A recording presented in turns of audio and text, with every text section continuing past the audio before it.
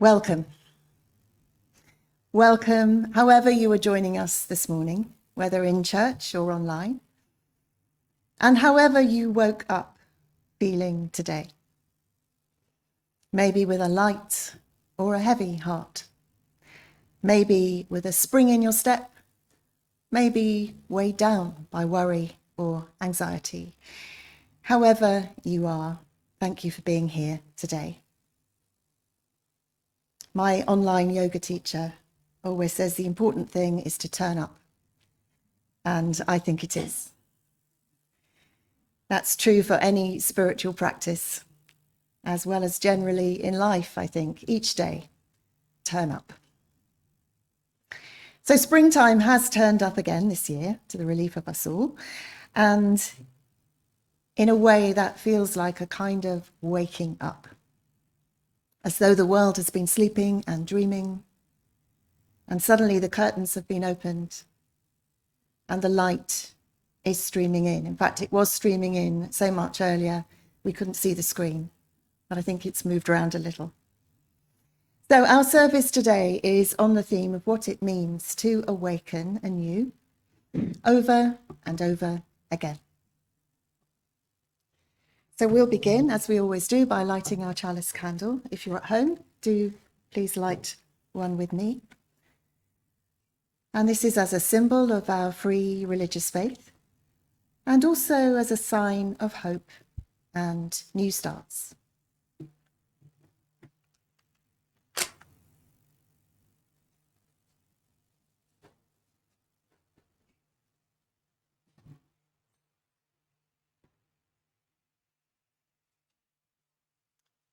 Open the door of your hesitant heart.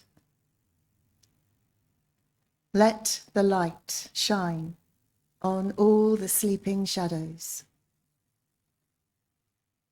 Awaken to this day that offers itself to you and to all with such a great extravagance.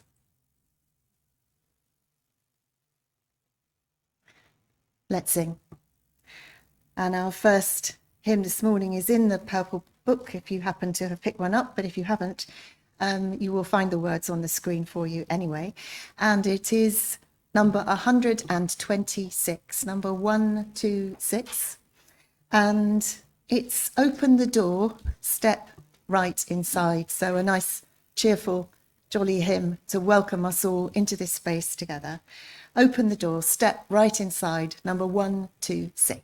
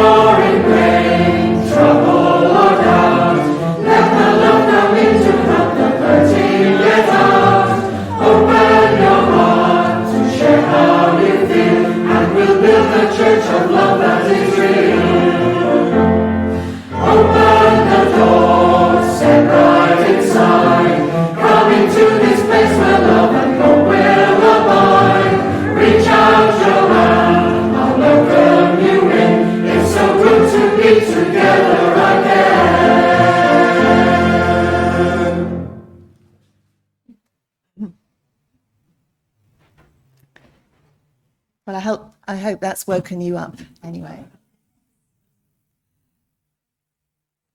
We'll come to a time of prayer, and I want to share some words by Kathleen McTigue.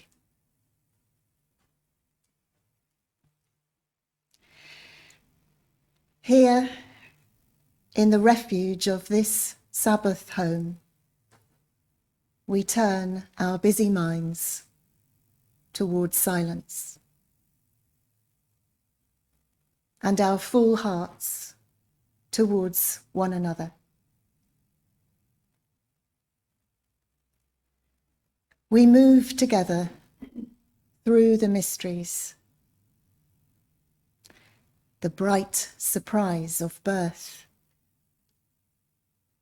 and the shadowed questions of death. In our slow walk between the two, we will be wounded, and we will be showered with grace. Amazing, unending. Even in our sorrow, we feel our lives cradled in holiness. We cannot comprehend. And though we each walk within a vast loneliness, the promise we offer here is that we do not walk alone. This is a holy place in which we gather. The light of the earth brought in and held,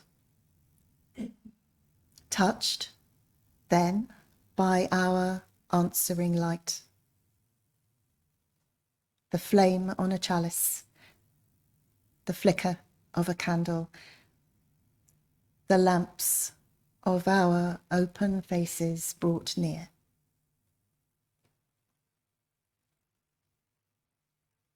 In this place of silence and celebration, solemnity and music, we make a sanctuary and name our home. Into this home, we bring our hunger for awakening. We bring compassionate hearts and a will towards justice. Into this home, we bring the courage to walk on after hard losses. Into this home, we bring our joy and gratitude for ordinary blessings. By our gathering, we bless this place, and in its shelter, we know ourselves blessed.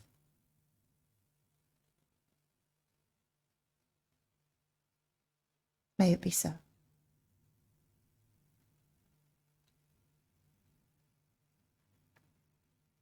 And I invite you just to pause for a moment or two, to bring into your mind's eye anyone for whom you might like to offer your thoughts and prayers, whether known to you or unknown.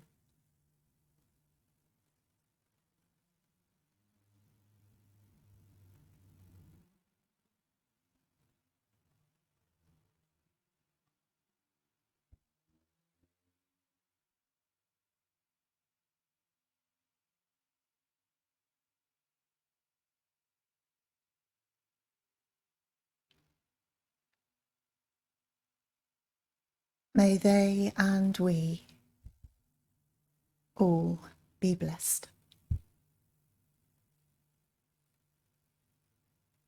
Amen.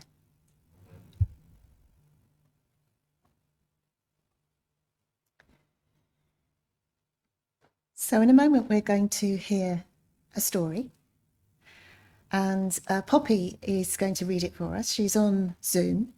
So in a moment I hope you will see her appear on your screen. I'm just going to... It is said that soon after his enlightenment, the Buddha passed a man on the road who was struck by the Buddha's extraordinary radiance and peaceful presence. The man stopped and asked, My friend, what are you? Are you a celestial being or a god? No, said the Buddha. Well then, are you some kind of a magician or wizard? Again the Buddha answered, no. Are you a man?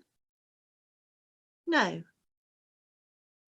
Well, my friend, then, what are you? The Buddha replied, I am awake. Thank you very much, Poppy, for reading that so beautifully for us. And lovely to see you. Our reading, which I'm going to share with you now, is by the Christian theologian Frederick Buechner from a book called Beyond Words. Moments of hearing for the first time. You never know what may cause them. The sight of the Atlantic Ocean can do it, or a piece of music, or a face you've never seen before, a pair of somebody's old shoes can do it. You can never be sure. But of this, you can be sure. Whenever you find tears in your eyes, especially unexpected tears, it is well to pay the closest attention. They are not only telling you something about the secret of who you are, but more often than not, God is speaking to you through them of the mystery of where you have come from and is summoning you to where you should go next. Words from Frederick Buechner. So in a moment we're going to sing our second hymn, which is number 35, Find a Stillness. I'm going to ask Caroline, perhaps, would you mind closing the door for us? Thank you very much. It's number 35 in the purple hymn books. Again, the words will come up for you if you don't have a hymn book to hand. Find a Stillness.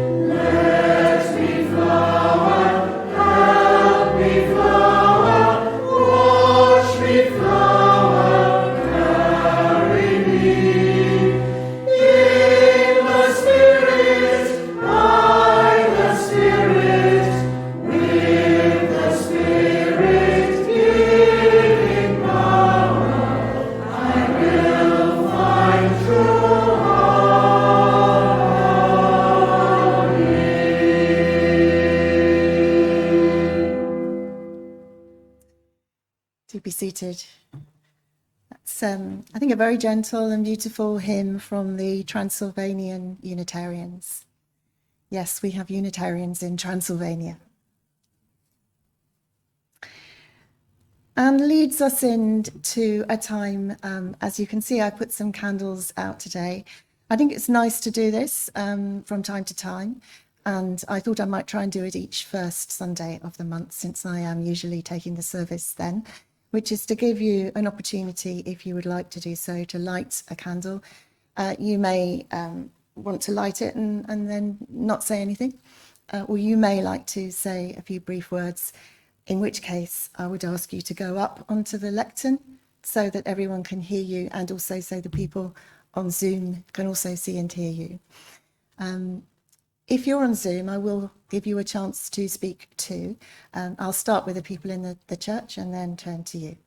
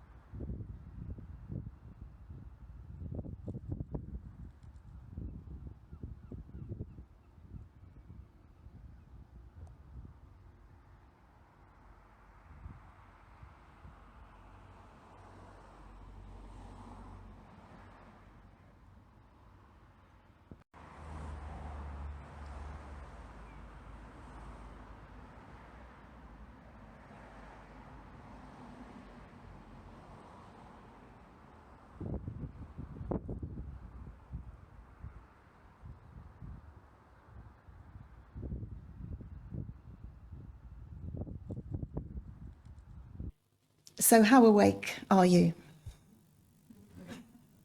Have you nodded off? And what does it mean to be fully awake? Is it something like the Buddha's extraordinary radiance and presence, perhaps? Is there a quality of aliveness, a vibrancy, a vitality, a clarity, perhaps, that we associate with being fully awake?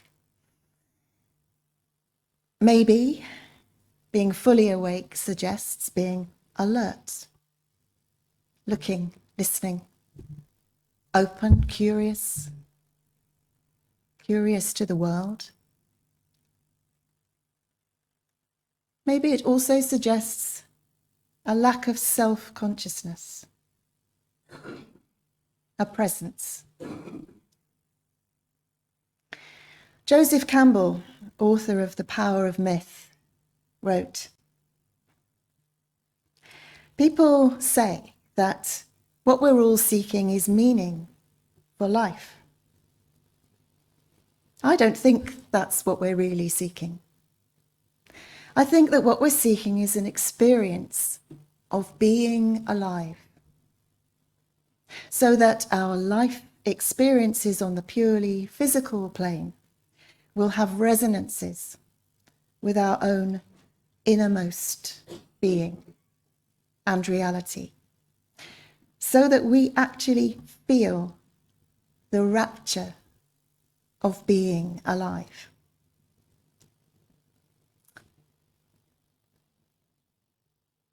Is that what you're seeking? To feel the rapture of being alive? You may think it's inappropriate to even speak of such a thing when there is so much suffering everywhere we look. So much to be sad about: war, poverty, oppression, grief, illness, loneliness, the list goes on. What on earth is there to feel rapturous about, you might ask? Life is grim. And well, yes, in a way, it is. And yet, at the same time, it is also miraculous. It is full still of love and beauty, of creativity and kindness, of awe and wonder. And in difficult times, I think it's even more important than ever to allow ourselves to acknowledge the sheer miracle of being alive, to feel the rapture when it visits us unexpectedly, and to seek it out when it doesn't. We need it to sustain us. On Thursday evening, a group of us met online for Heart and Soul. A few of you are here today. And we shared some of the ways we had recently felt awakened, despite all that's happening. There was the unexpected sight of a simple sparrow taking a dust bath. The hopeful hoot of an owl in the nighttime. A bracing early morning swim in cold seawater. That was me, by the way. There was playing with colour through painting and with words through poetry. And there was a certain immediacy in the experiences that each of us described.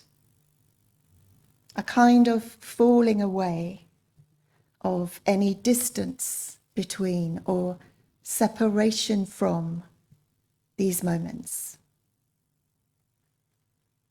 An unexpected absorption and intimacy.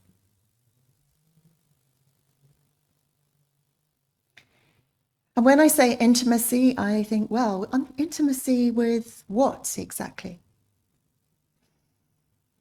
Is it intimacy with reality? Is it intimacy with our own nature?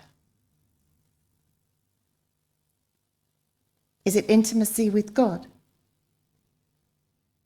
Or with the universe? With all that is? Maybe all of those. Whatever it was, I think each of us were describing moments in which we felt fully awake and alive.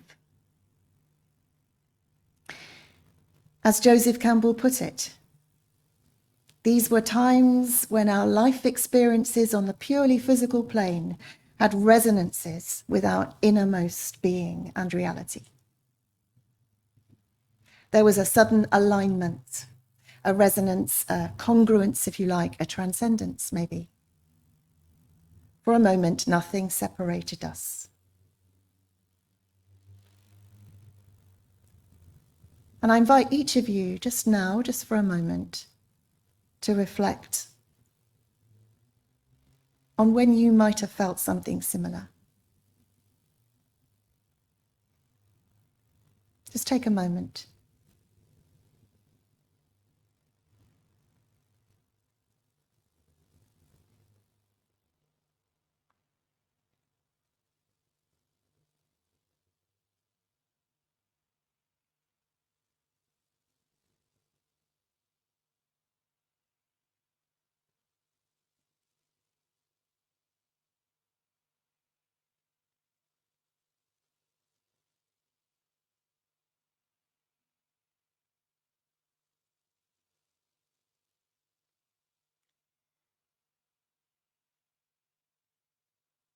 John O'Donoghue writes, "We live between the act of awakening and the act of surrender.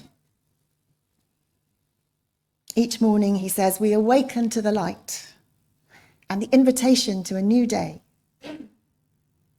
in the world of time. And then each night we surrender to the dark, to be taken to play in the world of dreams, where time is no more.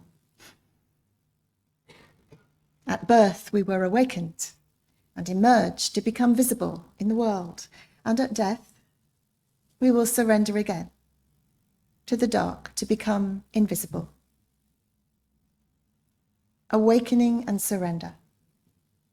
They frame each day and each life. Between them," he says, "the journey, where anything can happen, the beauty and the frailty.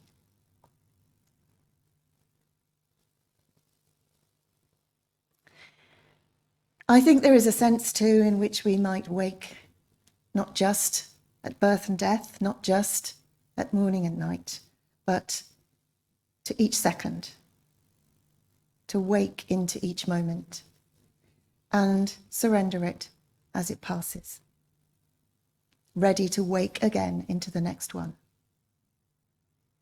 And maybe that is what the Buddha was able to do as he was walking along the road that day, waking anew with each moment, or with each in-breath, and surrendering with each out-breath, perhaps. Or maybe waking with each step forward, and surrendering with the next one, and waking again with the next one. Awaking and surrendering feel like the very rhythm of being alive, like the ebbing and flowing of the tides, which is why perhaps many of us are drawn to the sea, because it resonates in some way with our innermost being, with the nature of life itself.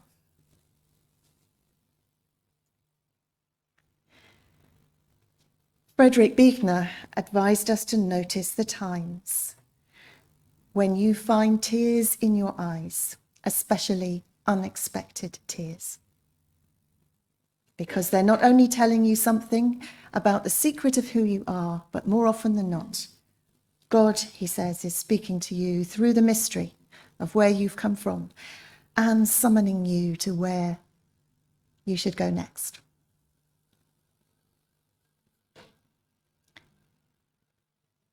I think that's beautifully put.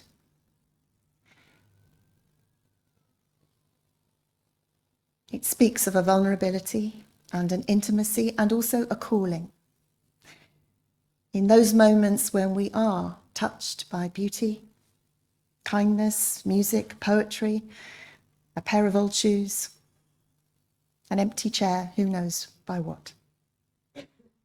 As though in those moments we have been seen and reached out to and called forward.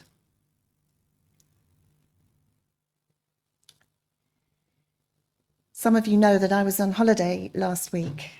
I was with some friends, 7 of them. Now, there used to be 10 of us who went away each year. We've done that for about 20 years. But time has passed.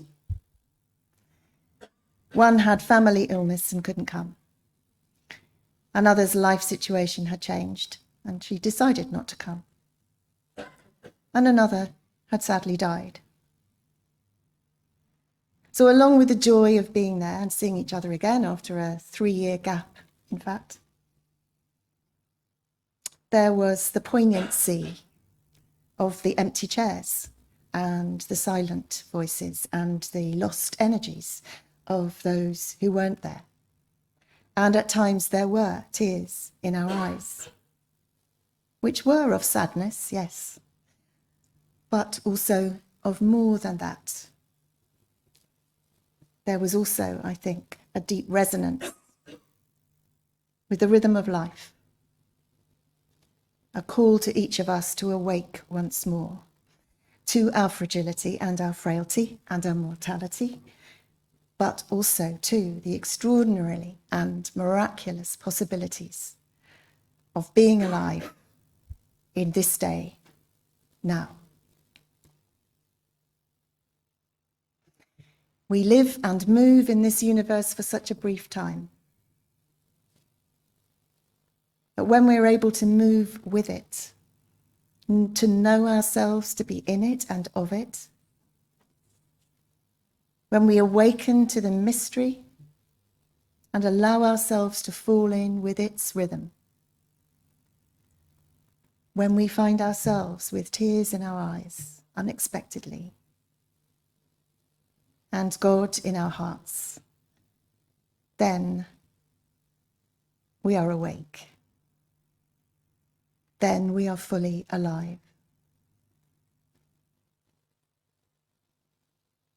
To awaken might be to know fully, even if just for a moment, the ecstasy and the tragedy, the pain and the bliss, of being alive, and to hold both those great truths with the intensity of care and the lightness of touch that we might use to hold a fragile flower or perhaps a newly hatched chick in our hands. Or simply to hold them in our gaze, without judgment or commentary, and meet ourselves looking back. Perhaps this is the rapture of awakening anew. And may it be so for each of us. Amen.